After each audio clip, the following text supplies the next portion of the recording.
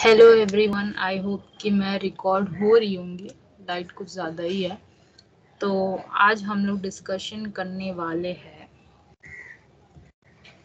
जो recently exam हुआ है हम लोगों का सेकेंड सेमेस्टर का। तो मैंने सप्लीमेंट्री एग्ज़ाम दिया था बिकॉज देखो, ड्यू टू सम रीजंस मैं एग्ज़ाम अच्छा नहीं दे पाई थी, तो दैट इज़ वाई मुझे सप्लीमेंट्री एग्ज़ाम देना पड़ा।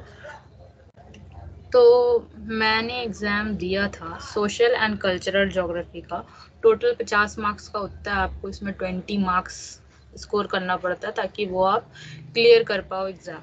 तो मेरे लिए 20 मार्क्स भी बहुत ज़्यादा है और मैं सिर्फ 20 मार्क्स एग्ज़ाम लाने के लिए ही एग्ज़ाम देती थी because of like there is a lot of student जो कॉलेज भी कर रहे हैं, फिर जॉब भी कर रहे हैं, घर भी संभाल रहे हैं। So it's very impossible for them to study for a longer period of time. So उन स्टूडेंट्स की कैटेगरी में मैं भी आती हूँ। तो बहरहाल ये सब साइड हटा करके ये है क्वेश्चन पेपर 2024 का, and how I messed up in the exam I can tell you, and also we will discuss the question जो बहुत ही ज़्यादा इंपॉर्टेंट है। तो मैंने कौन कौन सा क्वेश्चन अटेंड किया है इस एग्ज़ाम में, सबसे पहले मैं ये बता रही हूँ। देखो, सबसे पहला क्वेश्चन जो मैंने टच किया था वो था फ्रेगमेंटेशन एंड सेग्रीगेशन का, जो पोस्ट इंडस्ट्रियल अर्बन स्पेसेस से पहले हुआ था। मतलब कि जब इंडस्ट्री शुरू होने से पहले सेग्रीगेशन और फ्रेगमेंटेशन का कॉन्सेप्ट क्या है उसको डिफाइन करना था, और ये बताना था कि पोस्ट मॉडर्निटी में सोशल स्पेस पे क्या इफेक्ट पड़ा है। ठीक है, तो ये क्वेश्चन मेरे को थोड़ा थोड़ा समझ में आया कि हाँ लिख सकते हैं, बट फिर भी मैंने मेस्टअप कर दिया यहाँ पे।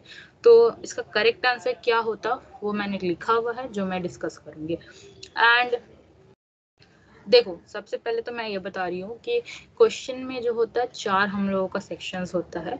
यूनिट 1, यूनिट 2, यूनिट 3, यूनिट 4, सभी में हम लोगों को 2-2 क्वेश्चंस मिलते हैं, जिसमें से हम लोग को एक क्वेश्चन अटेंड करना रहता है।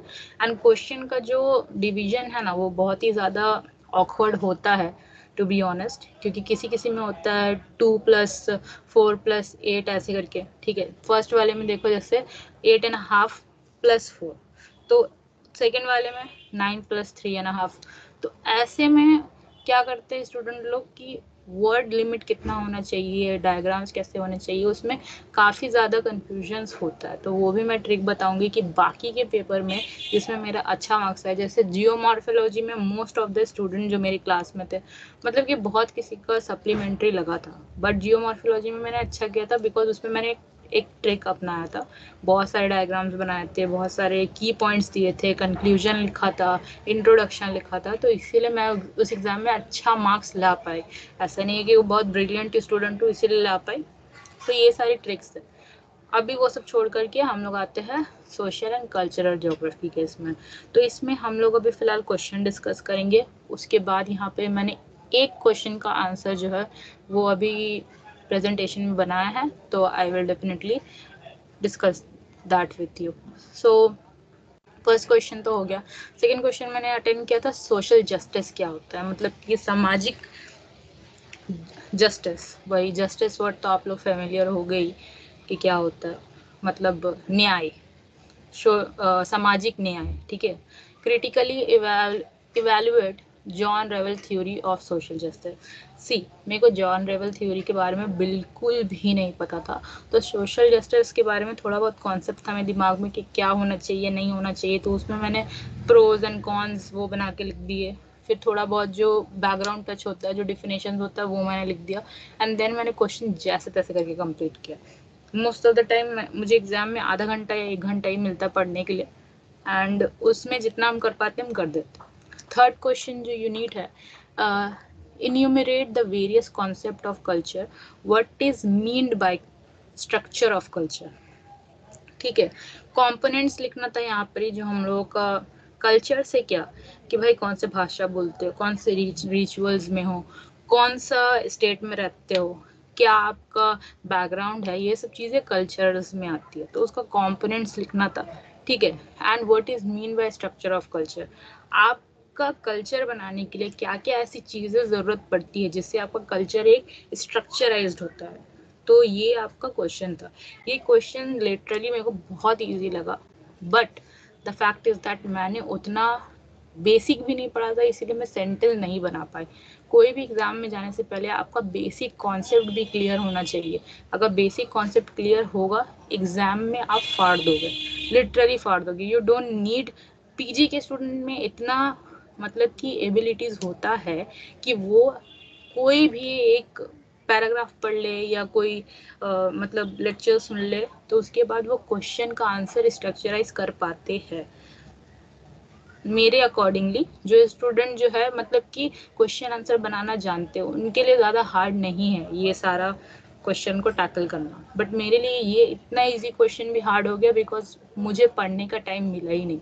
ठीक है, हम प्रैक्टिकल में बिजी थे, ऑफिस में बिजी थे अपने, तो बहुत सारी चीज़ें चल रही थी, तो I couldn't able to study that question. And obviously ये क्वेश्चन आपका नेक्स्ट ईयर नहीं आएगा, बट फिर भी इसको पढ़ करके एनालाइज करके रखना ज़रूरी है, सो दैट हम लोग पैटर्न जान पाए। एंड हाँ, आप अगर कुछ काम नहीं कर रहे हो एज ए स्टूडेंट, आपको जॉब नहीं है, घर की जिम्मेदारी नहीं है, तो आई विल सजेस्ट यू कि मेरे जैसा ना करो।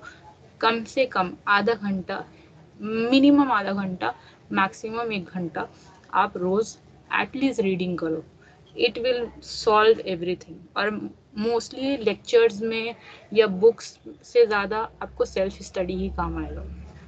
तो नेक्स्ट क्वेश्चन में बढ़ते हैं। Explain India multicultural identity from the perspective of language and religion. Discuss how culture unity of India exist despite the multicultural nature of society. इसमें 2 क्वेश्चन है। फर्स्ट क्वेश्चन का पार्ट क्या है कि हम लोगों के इंडिया में बहुत सारे कल्चर मिक्सड अप है। ठीक है, जैसे हिंदू, मुस्लिम, बुद्धिज़्म, जैनिज़्म, बहुत सारी चीज़ें मिक्स है। तो ये सारी चीज़ें होने के बावजूद हम लोगों को 2 चीज़ें दिया गया है क्वेश्चन में। एक होता है हम लोग का भाषा और एक होता है हम लोग का मजहब। ये दोनों के बेस पे हम लोग को ये डिफाइन करना है कि मल्टी कल्चरल आइडेंटिफिकेशन कैसे होता है। उस दोनों के पर्सपेक्टिव पर रख करके क्वेश्चन का आंसर लिखना है। ठीक है, सेकेंड पार्ट में क्या है, how culture unity of India exist despite the multi cultural nature of society. देखो, इंडिया का जो मल्टी कल्चर है, मतलब कि वेरियस टाइप का लोग रहता है यहाँ पे, उसके बावजूद भी कैसे इतना यूनिटी है उसको हम लोग को डिफाइन करना है।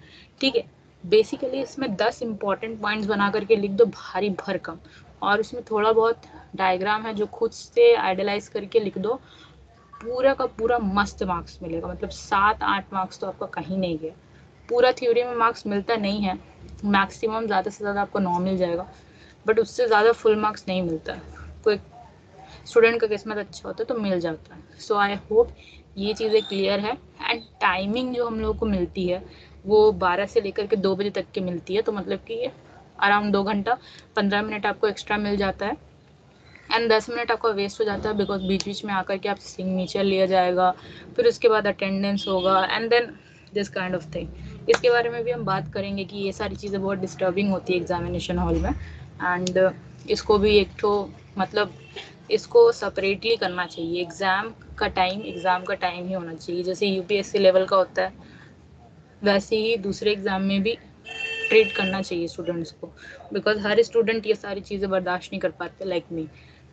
तो ये सारे क्वेश्चन है जो मैंने अटेंड किया। अपार्ट फ्रॉम दिस क्वेश्चन, यहाँ पे बहुत सारे क्वेश्चन थे जो मैं ऐसी जर्नल नॉलेज से नहीं कर पाती, तो इसलिए मुझे छोड़ना पड़ा और उससे इजी क्वेश्चन पे स्विच करना पड़ा।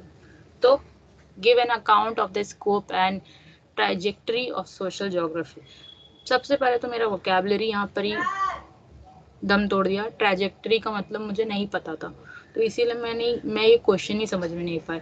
स्कोप का मतलब तो समझ में आ गया कि सोशल ज्योग्राफी का स्कोप क्या है, उसका मेन मुद्दा क्या है, तो वो उसमें ही लिखना था। बट मैंने सोचा कि अगर मैं इसमें जाऊंगी तो नेक्स्ट वाला क्वेश्चन ज़्यादा ईजी है, तो उस हिसाब से मैंने फ्रेगमेंटेशन एंड सेग्रीगेशन चुना except from this. And one more thing कि इसमें एक और क्वेश्चन था, conceptual trends on social space. Lefebvre, if I am pronouncing wrong I am sorry. तो ये जो बंदा है, इसका जो कंसेप्ट था सोशल स्पेस का, उसका मेन क्या कंसेप्ट था उसमें नोट बना के लिखना था, जो मुझे नहीं पता था। So I just avoid this question.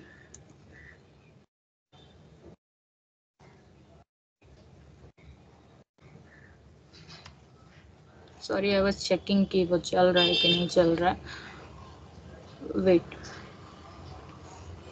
तो यहाँ पर ही हम लोग का क्वेश्चन, हम लोग फर्स्ट क्वेश्चन में थे, ठीक है।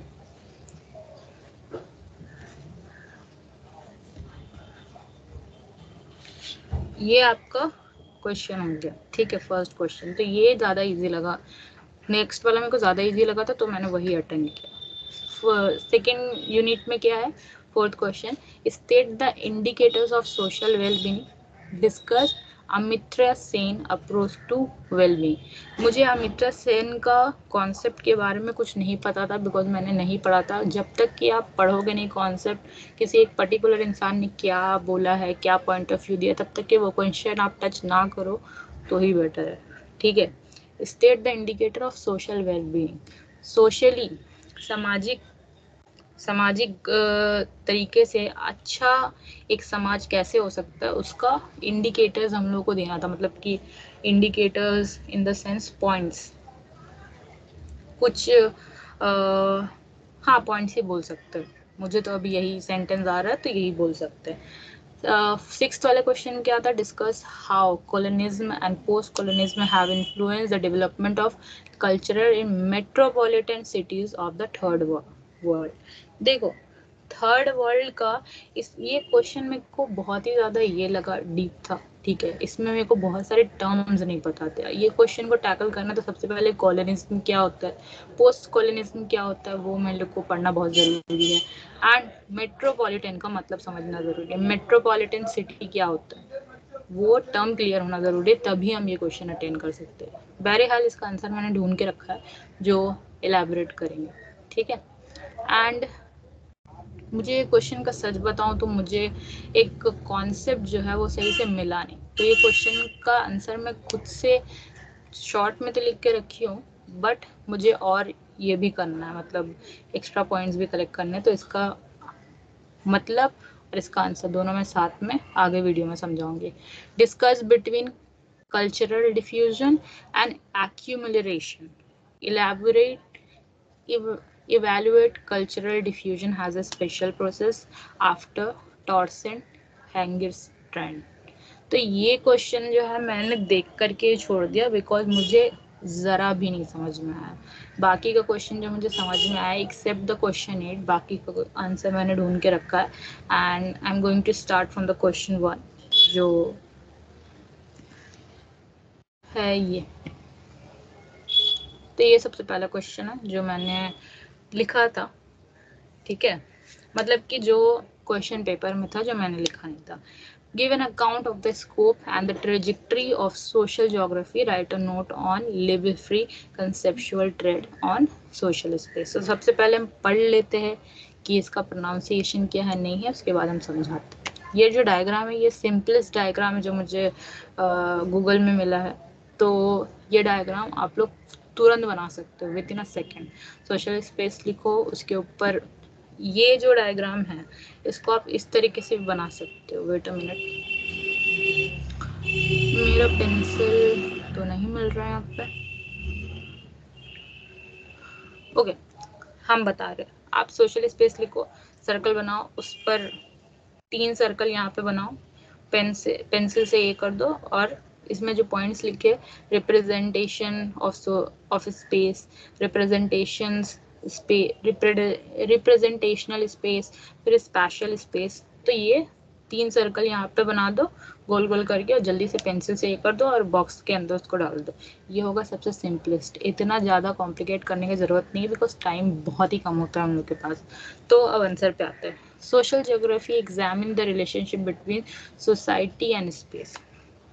सोशल ज्योग्राफी क्या होता है कि हम लोग का जो, जहाँ पे हम लोग रहते हैं, जिस कल्चर पे रहते हैं, और उस जगह का डिफरेंस बताता है सोसाइटी और स्पेस के बीच में। Focusing on how social process shape geographical pattern and vice versa. Geographical pattern के हिसाब से मतलब कि आपका ज्योग्राफिकल टर्म के हिसाब से कैसे सोशली इंसान अपना पैटर्न शेप करते हैं, समझे।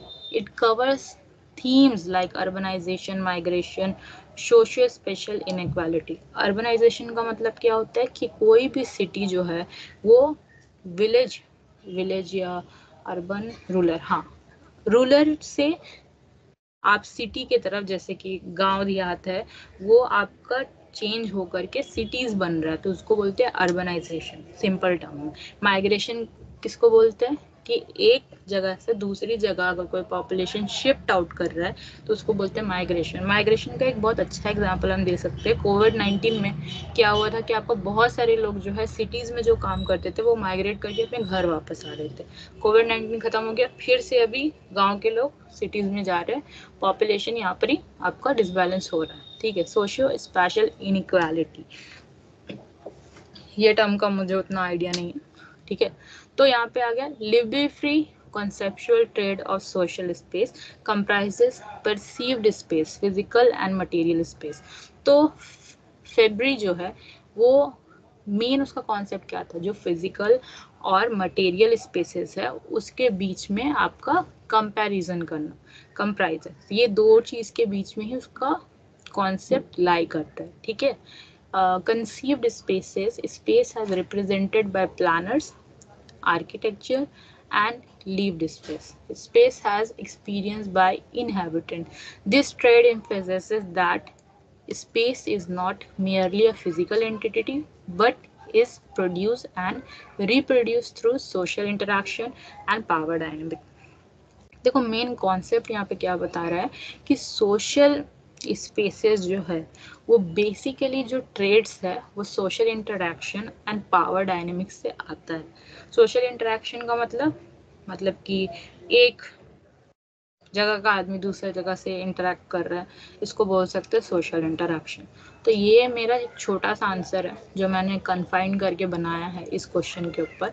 इसमें डिटेल में वीडियो बना देंगे, मेरे को बता देना कमेंट सेक्शन में। अगर समझ में नहीं आया डायरेक्टली कमेंट सेक्शन में बताना, हम दोबारा इसमें वीडियो बनाकर बता देंगे। और ये बहुत ही छोटा आंसर है, इसका आंसर कम से कम आपको 250 वर्ड्स में मिनिमम, ठीक है, मैक्सिमम 350 वर्ड्स, क्योंकि आपका हाथ का स्पीड बहुत होना चाहिए। अगर 350 वर्ड्स लिखोगे तो टाइम खत्म हो जाता है आपका, 2 घंटा में नहीं होता है, एक ही क्वेश्चन में पूरा टाइम वेस्ट हो जाएगा। तो मेरे हिसाब से स्टैंडर्ड अगर वर्ड लिमिट है तो 250 ही लेके चलना, उससे कम मत करना, 2 पेज में कंप्लीट हो जाएगा। Elaborate the conception of fragmentation, segregation in the post-industrial urbanization space, state the effect of postmodernity on social space। तो देखो यहाँ पर ही मैंने जो फोटोज डाले हैं, फोटोज कमेंट, तो मैंने कमेंट सेक्शन में लिख दिया यहाँ पे, ये जो फोटो है ये आपका फ्रेगमेंटेशन डिफाइन कर रहा है, ये जो फोटो है ये आपका सेग्रीगेशन डिफाइन कर रहा है, ठीक है। और ये जो थर्ड वाला फोटो है ये आपका डिफाइन कर रहा है मॉडर्निटी, ठीक है। अब इसका डिफिनेशन बहुत सिंपल में मैंने लिखा है, fragmentation in post industrial urban spaces refers to the breaking up of cities into districts, often isolated areas based on classes, eternity or function। दोबारा पढ़ते, fragmentation in post-industrial urban spaces refer to the breaking up of cities into distinct, often isolated area based on classes, ethnicity और function. देखो fragmentation क्या होता है ना कि अगर एक स्टेट है वो टूट रहा है, ठीक है, बहुत सारे पार्ट्स में टूट रहा है। सपोज कोलकाता ले लो, कोलकाता के कितने स्टेट है, ठीक है, मुर्शिदाबाद हो गया, वेस्ट बंगाल का ले लो, नहीं पूरा इंडिया ही का ले लो, ठीक है। सिटीज, थोड़ा गलत एग्जाम्पल दे रहे हैं ना हम, चलो हम एक एग्जांपल दे रहे हैं पूरा इंडिया के, से उससे जल्दी आपका डिफिनेशन क्लियर हो जाएगा, ठीक है। इंडिया है तो वो बहुत सारे स्टेट्स में डिवाइड हुआ है, ठीक है, स्टेट्स बहुत सारे डिस्ट्रिक्ट्स में डिवाइड हुआ है। तो यहाँ पे क्या बोल रहा है, जब urban post industrial urban spaces है वो जब ब्रेक डाउन होता है, ठीक है, आइसोलेट होता है, एक दूसरे से अलग अलग होता है, किस बेसिस पे, क्लासेस, इथेनिसिटी एंड फंक्शंस। फंक्शन मतलब किस तरीके से वो इंडिविजुअल स्टेट काम सिटीज़ कहाँ काम कर रहा है, वो लोग का कल्चर क्या है, क्लास के स्पेस पे डिपेंड कर रहा है, उन लोग का मेजोरिटी पॉपुलेशन क्या है, उस बेस पे डिफाइन करता है, उसको बोलते हैं हम लोग फ्रेगमेंटेशन। फ्रेगमेंटेशन वर्ड जो है वो किस बेसिस पे डिफाइन करना है, पोस्ट इंडस्ट्रियल अर्बन स्पेसिस के टर्म पे, ठीक है, उस पे डिफाइन करना। सैग्रीगेशन, अब आते हैं सैग्रीगेशन में। देखो जैसे ये जो फर्स्ट है हम लोग को फ्रेगमेंटेशन, यहाँ पर देखो बहुत सारा अलग अलग यहाँ पर ही दिख रहा है हम लोग को स्टेट्स, बड़े बिल्डिंग्स हैं यहाँ पर ही, ठीक है, कुछ छोटे ये है, तो मिक्सअप है यहाँ पे, बट यहाँ पर ही अलग कैसे हुए ये सब, फ्रेगमेंटेशन की वजह से। अब सेग्रीगेशन आता है। Segregation involves the physical and social separations of group, ठीक है, often scenes in divided neighbourhoods और गेटेड कम्युनिटी। देखो सेग्रीगेशन हम लोग का किस टर्म पे डिफाइन होता है, फिजिकल और social separation of groups, group of people होते हैं बहुत सारे, वो अपना कन्वीनियंस के हिसाब से अलग होते हैं, तो उसको बोलते हैं सैग्रीगेशन, ठीक है। और ये बेसिकली किस में देखा जाता है, नेबरहुड्स में और गेटेड कम्युनिटीज़ में, जो डिफरेंट कम्युनिटीज़ होती है और जो नेबरहुड होते हैं उसी के बीच में ये सब डिवीजन सैग्रीगेशन वगैरह होते हैं, ठीक है। अब नेक्स्ट क्वेश्चन का पार्ट क्या है यहाँ पे, state the effects on post modernity on social spaces. Sorry for the background noise. Postmodernity affects social places by challenging traditional urban forms, leading to modern, decentralized, polycentric cities. It also promotes diverse, hybrid spaces that reflect the complex identities of their inhabitants but can also exacerbate social inequality. देखो post modernity basically हम लोगों का किस चीज़ पे define करता है कि कोई भी ऐसा चैलेंजिंग चीज़ है ट्रेडिशन को लेकर, मतलब बेसिकली जो जनरेशन टू जनरेशन चला आ रहा है, ठीक है, एक फॉर्म में, तो उसको लीड करने के लिए, डिसेंट्रलाइज करने के लिए और एक सिटीज़ को डिफ्रेंशिएट करने के लिए बेसिस ऑन इनहैबिटेंट, और बहुत सारा ऐसा है डाइवर्सिटीज़, हाइब्रिड स्पेसेस, इस चीज़ पे अगर हम लोग अलग कर रहे हैं तो उसको हम लोग क्या बोलेंगे, पोस्ट मॉडर्निटी इफेक्ट। जितना हम समझे वो इस हिसाब से वही है। अब देखो मैंने सिर्फ और सिर्फ इस स्लाइड में 2 ही क्वेश्चंस ऐड किए हैं, चाहो तो स्क्रीनशॉट ले लो पढ़ने के लिए, ठीक है, और इसका लॉन्ग फॉर्म का क्वेश्चन हम दे देंगे, इसको और अच्छे से शॉर्ट फॉर्म में कैसे इलेबोरेट कर सकते हैं उस पर मेरे को भी थोड़ा टाइम लगेगा, तो just give me some time. मैंने सारा क्वेश्चन अरेंज करके रखा है आंसर के साथ, बट अभी फ़िलहाल 2 ही पोस्ट कर रहे हैं, बताना अपना रिव्यू देना कि समझ में आया कि नहीं। If you can't understand please tell me in the comment section, I will try to make myself understand and you guys as well, because ये एग्ज़ाम हम फिर नेक्स्ट ईयर दोबारा देने वाले, बिकॉज मेरा क्वेश्चन सिर्फ है 2 ही क्वेश्चन मैंने सही से लिखा है, and I really don't think so कि उसमें मेरा पासिंग मार्क्स आने वाला है, so I need to study that module again, okay, social and cultural geography again. तो इस पर मैं पूरा डिटेल में वीडियो बनाऊंगी, पूरा सिलेबस कवर करूंगी, बट फिलहाल ये क्वेश्चन पेपर डिस्कस करना है। एंड मुझे कमेंट सेक्शन में बताओ कि समझ में आया कि नहीं आया, नहीं समझ में आया I will elaborate it again. And मुझे भी काफ़ी क्रिटिकल लगा है ये, नो डाउट, एंड मुझे भी अभी भी थोड़ा बहुत डाउट है इस सब चीज़ों में। इसका डायग्राम हम खुद से हाथ से बना करके बता देंगे कि सबसे सिंपलेस्ट डायग्राम क्या हो सकता है, ठीक है।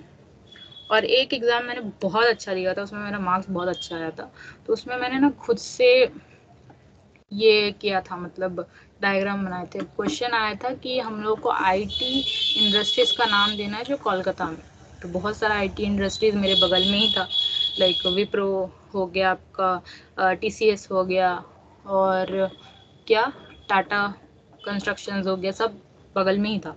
तो मैंने पूरा मैप बना करके पूरा नाम वाम लिख करके पूरा अच्छे से एकदम बना के दिया, उसमें मेरा मार्क्स बहुत अच्छा आया था। तो इतना तो मेरे को समझ में आ गया कि diagram is very important while giving the exam, and that's it. तो मुझे बताओ कमेंट करके कि आप लोगों को आगे वीडियोस इस चीज़ पे चाहिए कि नहीं। एंड मैं ट्राई करूँगी। देखो मैं भी एकदम कोई प्रोफेशनल नहीं हूँ, मैं भी स्टडी कर रही हूँ। एंड हो गया 4th सेमेस्टर कंप्लीट। देखो अभी रिजल्ट आने के बाद पता चलेगा कि कंप्लीट हुआ है कि नहीं। And I will show you my result as well. And PhD करना है तो भाई 60% से ऊपर होना चाहिए। That is the base requirement. तो बस यही चीज़ है।